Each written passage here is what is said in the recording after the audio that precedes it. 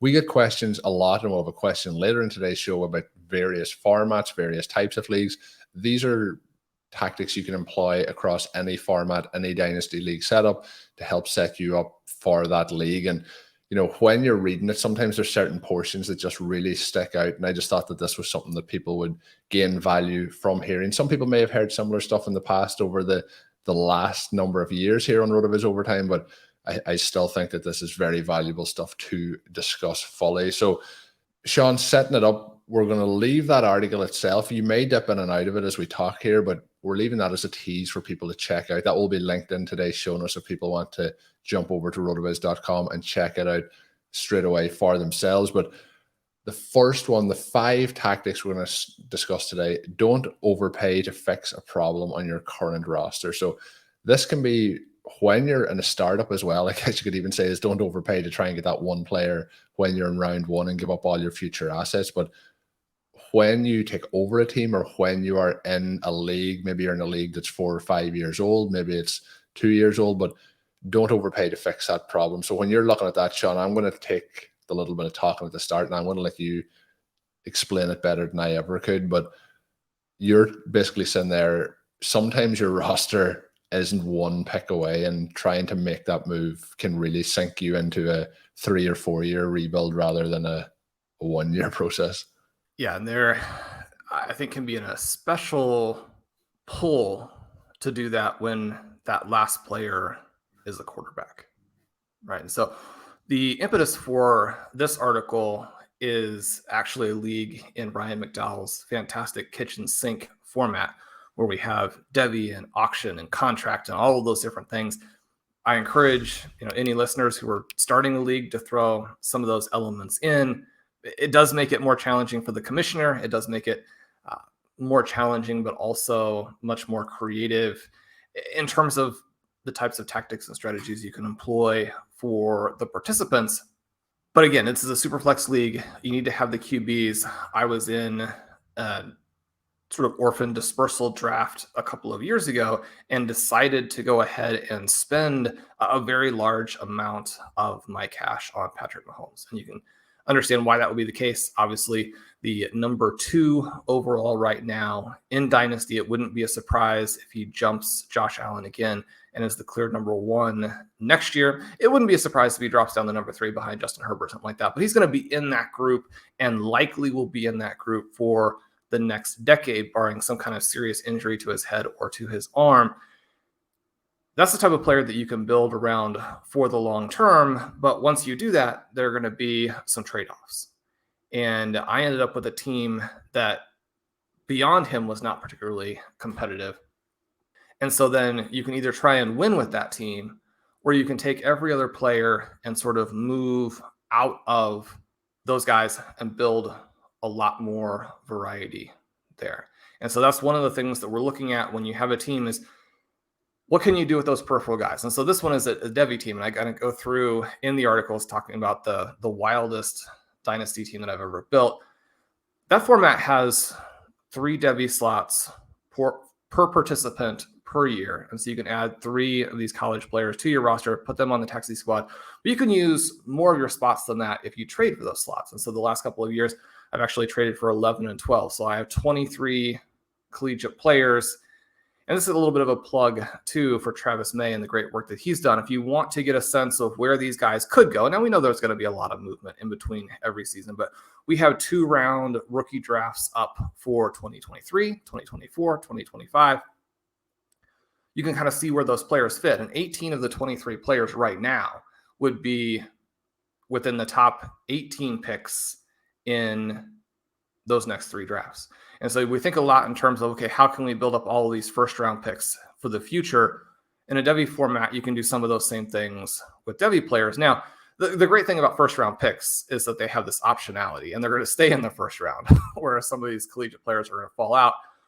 But there's also, because of that, more of a discount to where as they rise up as well, and you can control a little bit more in some ways. At least you get to choose who those players are, so they could also rise up. So instead of trading for, the 111, maybe you've actually got the 102 because it's your guy, and your guy ends up being higher up there. So that's one of the things that we're thinking through with this, you can go and you get some of those specifics. But as we wrap back around to your point, it's very, very important to build out your team and think about your team in terms of trade value.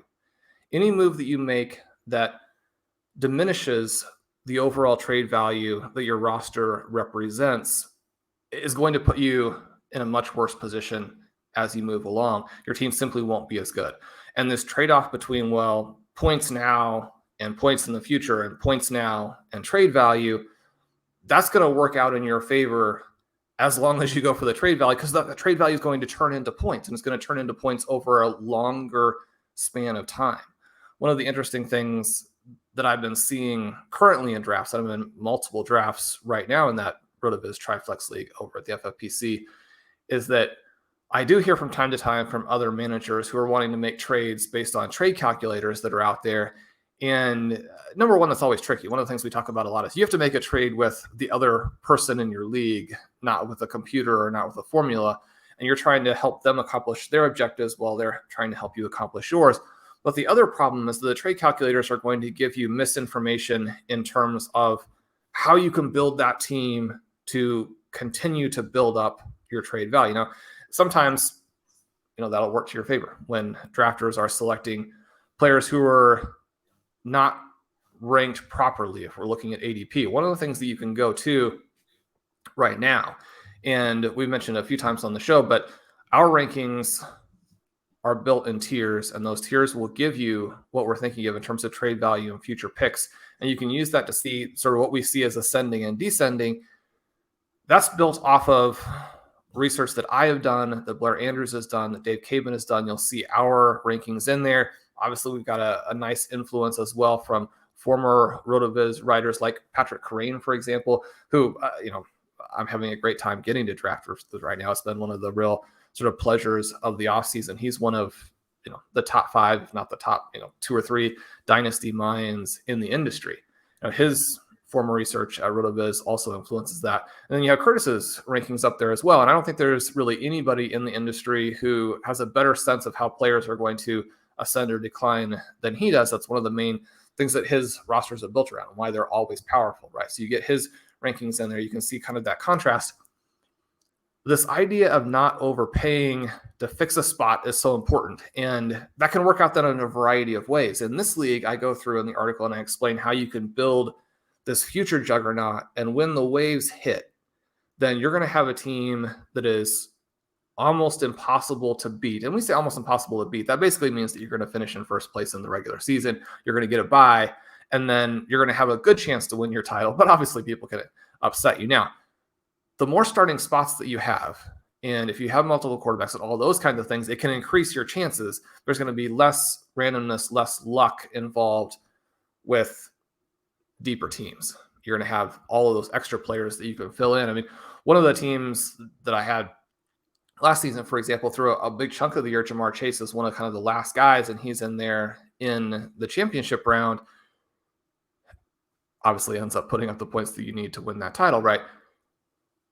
But you want to be in that position to where the value is constantly ascending. But then the other part is that you don't know what's going to happen. You want to make the playoffs with these teams. You want to make it as many years as possible. And that Jamar Chase team was actually a team where Jimmy Garoppolo and Taylor Heineke were the 2 quarterbacks, the starter and the super flex. And even some weeks you'd be tempted to say, okay, I'm going to go with a non-QB in the super flex because of how deep this roster was. And I'm getting trades all the time to fill the QB position. And it was really a team where I was focusing on 2023. But after the first 4 or 5 weeks, it became very clear that it's going to be difficult to actually keep that team losing. And then as the course of the season goes along, it ends up moving into like 3rd or 4th place and then blows teams out through the playoffs and wins. Now, part of that is that in the one week you get the Higgins score, and the other week you get the Jamar Chase score. You've got very deep lineup at running back, at wide receiver, at tight end, not only in a starting lineup, but on the bench. And so there's going to be that temptation too, when you have the depth on the bench to say, okay, well, let's move it for that quarterback. But again, it still has to be at a fair price, and it has to be at a price where you're going to have ascending trade value, because you don't know what's going to happen in the next year. You could win this year, which, based on good fortune, I did. But then you also want to win those years that you're actually targeting. And then, as we talk about a lot, have that permanent championship window where you more or less always win. Now, again, that's from the perspective of making the semis, having a good opportunity, because in the same way that sometimes you're going to win when you don't have the best team, sometimes you'll lose when you do. But the way that you win titles is not to add tiny little edges on the teams that are in the championship window. It's to make your championship window as wide as possible. And you were almost about to say there, you almost segued into the second point perfectly. The key way to do it, Shawn, is to create as many pathways to victory as possible. That is the second key point we're going to talk about today. This, I think, and the next point, which we'll talk about, and we can probably pair them a little bit together, is to create as many pathways to victory as possible, but also, and this is something you talk a lot about on the shows, is employ humility-based drafting, when you're trading as well, to try and build that depth, and then avoiding overexposure to stars if they get injured or if we miss a player evaluation. So we'll often say that we are often wrong. We'll also say, you can't just be 100% gung-ho on a certain player, because if that doesn't work out, then that their asset across, say, 5 teams becomes 0. And that there can have a real effect on your portfolio, I guess we'll say. And that's the same in Dynasty or in best ball or in redraft. They all have that same effect. So I think they're very valid points, Devin. And that's kind of what you were getting at when you were talking about having those pieces like Chase, like Higgins, even if they're on the same roster, and not just trying to go and get that quarterback, to keep those pathways to victory open. And you mentioned the humility-based drafting part, which it's sort of funny, because as I'm looking at the grid here of players in this league that I've traded in the last 18 months, the one that pops up there at quarterback is Ryan Fitzpatrick. And obviously, if you're drafting Ryan Fitzpatrick, you better be humble with it, because this is someone who, even in Superflex, right, not an elite asset per se, but we were enthusiastic about him last year. Moved to this Washington team that had players like Terry McLaurin. He was coming off a very good finish there in Miami. He's someone who had improved as he'd gotten older. He'd continued that gunslinger element while cutting down on turnovers. And so there was reason to be very enthusiastic. He was one of our late round targets. We never really got to find out whether or not that would have played out positively, because he got hurt right at the very beginning. And that element of it you have exposure to with any player, but especially when you are building and you don't have enough overall talent, it's even more important to not have exposure to those injuries in terms of individual players, because then a roster that's already thin gets to be just catastrophically thin, to where there's nothing you can really do. You don't have any tradable pieces, and you're kind of sitting there thinking, well, I'm going to have some early picks in these drafts, but how many spots can you realistically replace over the course of 3 or 4 years if you have no players around them, right? So in a Superflex league, I landed him. I was excited about that. Immediately moved him when I got a good opportunity, and that was kind of the first piece of the puzzle. That was the first domino that moved down the path of going with Devi, as opposed to trying to go with rookies and young pieces within the auction itself there. And again, as you mentioned, that creates as many pathways as possible. The 23 collegiate players now, all of whom were extremely highly ranked prospects, or in just a couple of key cases, guys who have exploded onto the scene. One of the players I'll be excited to see how he performs this year is Sean Tucker, running back at Syracuse, who created a lot of big plays and has elite athleticism. Those are the backs that I like to target, the ones who can really can run the daylight. Aren't going to be these guys where we're trying to make excuses for them because they averaged 4.5 yards per carry, but they thrashed around some and broke a few tackles. These guys have extremely high ceilings, but the main thing is that you've now moved into the situation where you have a lot of different pathways, and you can actually be wrong a lot. And that's the key for us in fantasy, because we know we're going to be wrong a lot. If you're pursuing a strategy where you have to be right consistently, then you're simply not going to be very good. And that doesn't mean that we don't have player takes, because one of the reasons I think that RotoViz has been so successful in terms of writers and podcasters and owners in the FFPC main event, in underdog, in FFPC best ball leagues is because we try and merge these two elements of having very, very strong structural drafting tactics and yet very strong player evaluation, knowing the types of players that outperform, that give you asymmetrical upside. But even within that, I mean, you have to be humble in terms of what you're doing. One of the things about consistently targeting players who have a wide range of outcomes is that sometimes those outcomes are going to come in at the bottom of the range and you're going to look silly because you did have significant exposure to someone who could have gone anywhere from a star to a bench player. They landed on the bench and that was your take. And if you don't have the right mindset in terms of how you pursue that, then you're going to end up with a lot of problems with your build and what you've done trading wise to, again, create these ascending types of outcomes. One of the funny things here as I'm sort of looking at this list is a lot of these players I traded, and then the players that I got, you retraded. And so again, it's this idea of if there's an opportunity to create, and it's not even always more value. Sometimes it's simply more options. Traded Alvin Kamara in this trade. Actually, Kamara and George Kittle, two of the very biggest pieces that I landed in addition to Patrick Mahomes in that original auction. Immediately then traded them for Clyde Edwards-Helaire and Mark Andrews and a ton of future rookie and Devy selections. And this is one where you can go back and say, okay, well, obviously I won this trade and that was good fortune. But the funny part of it is not just that it was the rookies and Devy, but you can see how easy it is even for stars to decline. I mean, Alvin Kamara this year compared to where he was last year, a big fall. So even though Clyde Edwards-Helaire also busts, the fact that Mark Andrews and George Kittle essentially flip spots, and then you have all of these extra things in addition. So one of the notes here, both in terms of creating as many pathways and employing humility-based drafting, is that in so many different environments, you see that drafters in a 2-for-1 or a 3-for-2 or a 4-for-2 want to get the best player in the deal. There are going to be a lot of things you can do if you take the other side of that. Now, again, you're going to be targeting specific player profiles, and some of those profiles, like with CEH, where it's very wide. I mean, he could have come out and done a little bit more like we saw from Jarrett McKinnon and then be a decent early down runner, score some touchdowns. And then at this point this season, he'd be going in the first round of redraft and people would be saying, you know, he made it. He did it. That's obviously what the Chiefs were kind of betting on when they drafted him in the first place. That hasn't happened. And we're looking at prices along the way where even someone like myself and, you know, OT in general, who were not necessarily on the CEH bandwagon, in fact, we're skeptics, you still want to buy some of those lottery tickets or buy some of that option if it comes at the right price and within the context of the things you're doing.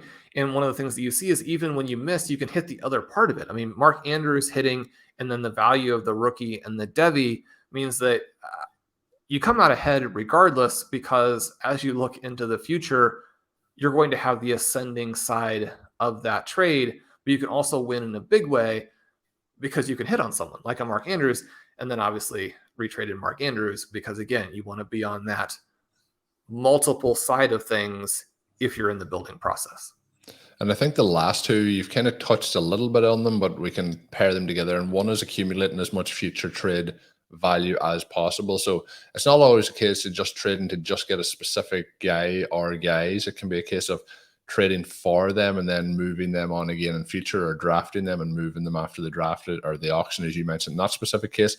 And the other one is even with the foundations of your process that we're trying to build here, it's very important to be as flexible as possible. And that also comes into players that you acquire and players that you trade away. It's not a case of like, I'm just not trading this player away for any reason at all. If the offer comes in and it's too good to pass up, or if things fit for your roster construction, you know, you have to be willing to be flexible to try and go on and win that league. So I think those two kind of pair into a little bit about what you were saying so far, but is there anything else that you want to add in to expand on those? The number one issue that I see when managers take over an orphan or get into this situation where they feel like their window has firmly slammed shut, if they drafted a little bit more win now in the startup, is they'll get to that point and they'll have still a couple of key young players, and they won't be willing to part with those players because they want them to be the foundation of the next team that's good. And they feel like because of the youth of those players, they can get back and those guys can still contribute. So I'm going to move everybody else, but not those players. This creates a couple of problems because, number one, those players are the players who will allow you, number one, to create, just as you mentioned, accumulate so much future trade value. They're the players who will allow you to create as many pathways as possible. But they're also guys where if you hold them at that point, you're pushing back your window by a couple of years because it takes so long if you don't build that depth by moving them. And then it's just very easy to see the problem, which is the thing that we talk about as the key to sort of quickly evaluating any trade or any draft pick when you're on the clock in a startup is, if I acquire this player through any means, can I play him for 2 years, get value and hopefully peak-ish value? And one of the things we talk about a lot is you're going to get peak value much earlier for players than you think. So a young player does not necessarily mean that he's out of his peak. Can you play them for 2 years and then trade them at the absolute apex of their trade value before they start to move down? You want to play and then trade. Well, if you're sitting on these young players who are going to be the foundation of your next championship team, or you feel like they can contribute to your next championship team, you're actually holding them through that time period where you wanted to play them. And now, granted, they're going to be in your roster, but you're playing them on a team where it's actually incentivized for you to lose, right? And that's one of the things that in some ways can be unfortunate about Dynasty is that you don't really want to be in the middle. You want to be winning, or you want to be at the bottom, so you get the most valuable rookie picks and you get the superstars that are going to quickly impact and turn you around. And so if you're holding stars on your roster for that next window, you're playing them at exactly the wrong times. And then you're going to be hopefully still playing them once your team is decent again, but it's going to be pushed out. And then you're right back into this problem of, okay, now my team is aging and I haven't made the moves to rectify that. I've been holding guys specifically so that I would have this next window, but that window will be short again because as my players move through it, I don't have the depth to trade some of them because I just barely got it built back up. And then those guys I have to trade as they're falling. And so I don't get trade value back. It's a sort of a consistently declining trade value type of team, even in the context of being bad. So you take these really valuable early picks and you turn them into something that's worth less very soon. You can see the problem there. And so you have to be willing to move your stars. You have to be willing to move your stars, especially if you're in a rebuild. You have to be willing to move your young pieces. But then that brings us back around to this idea of flexibility, because all drafts are going to be a little bit different. This particular one that I wrote about for the article, you have the Devy element of it, and you have the contract element of it. But specifically, it's in a dispersal, and it's going to be one that can't compete right away, basically, regardless of what you do. Whereas in a startup, you could compete right away. It's been interesting, the contrast between the two drafts that I'm in right now, one with Pat and one with Matt Jones, where the one, we were lucky enough to get the 103 and then trade for the 110. So now you've got 2 of the 10 foundational players in Dynasty. And the other one, we got the 111, right? So we're immediately outside the range where you're getting even a single foundational piece, but we trade into the top 10. And then as we move down, it becomes quite obvious that the drafters in this league are going to leave some opportunities out there. There are a couple of teams that are sort of playing for the future who have traded for the vast majority of the first round picks, but the other sort of 9 players outside of us are taking sort of a mild win now approach. And one of the things that you see now in Dynasty, as opposed to even 2 or 3 years ago, is that even the teams who are trying to win now are showing a little bit of skepticism about the oldest players, but they're drafting guys more in that 26, 27, 28 range. They're drafting too many running backs. They're drafting too many quarterbacks who are not instant impact players. And those are very small mistakes, right? I wouldn't look at any of those individual picks and say, okay, that was catastrophic, or this player doesn't know what they're doing. I mean, these drafters know what they're doing. Generally speaking, they're creating solid teams, but the cumulative effect of that has been to allow a big chunk of the 2022 rookies, first round rookies, to fall to us at good prices.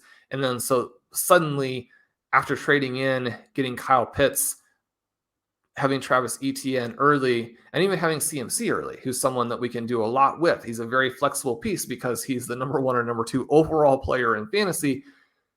You can use him to win. You can use him to trade for even more as he plays. But then we have 3 or 4, and he'll end up being more than this. But all of the other players are either second-year or first-year players. This team is perfectly set up to be solid in the first year. And if everything hits, you could even go for the win with Christian McCaffrey. But one of the fun things about the triflex is that you have to win the consolation to get the 101. It's also very well set up to not make the playoffs, but get the 101. So then you have the 101, the 201, the 301. The reason to kind of go through that is, again, not that the specific league or the specific players that we're selecting matter, but you can see how flexibility in terms of how you go after it. The team that Pat and I have, could win the title this year. It has very, very young players, but when you start with a Justin Herbert and a Kyle Pitts and then are able to move that into a Breece Hall, and you end up with Christian McCaffrey in that one as well, plus all of these wide receivers, you have that flexibility. So you're going to try and create flexibility within every given roster, but then beyond that, you want to have the flexibility to think to yourself, well, what's the quickest way to create the permanent championship window given the situation that I'm in? And I think that, it's valuable to not necessarily set out from the very first pick and think I've got to do it one way. Now, there may be this element where if you want to acquire 6 or 7 future first round picks, you're going to need to have that as a target, because you're going to have to take trades that are a little bit unfair to you in order to acquire all that, right? You're going to have to sell a little bit low on what the value of your actual startup picks are in that situation to get all of those first. But flexibility within the drafts, and then flexibility with your overall mindset on the drafts. And that's something that we want to continue to emphasize, not only in Dynasty, but the other formats. One of the reasons that we kind of did the weird, wild, crazy, squirrely Superflex draft in our first Listener League draft in the FFPC Superflex Best Ball Tournament was to, again, kind of emphasize this element of flexibility and trying to think through other ways to win, to make the logic of it work out. If you're going to do something a little bit different, how can you take the foundational concepts and apply them in a slightly different way, especially if you're in a league where a lot of participants are going to be not even necessarily always following everything you do. I mean, lots of the listeners have their own twist or tweak on our strategy, or even have a different strategy, but they know what our sort of tendencies are, and they have our board in many cases. And so you're going to want to be flexible with what you do. And it's just such a good mental experiment as well to make sure you understand all of the logic behind what's going on, to not just take the roster construction explorer and blindly follow some of the things that show up there. If you do that, you won't have the full flexibility to take advantage of values and to understand how those values are going to impact your next selection, so that you have a dynamic draft as opposed to a somewhat static draft once you're there in the leagues, in the draft rooms, and on the clock.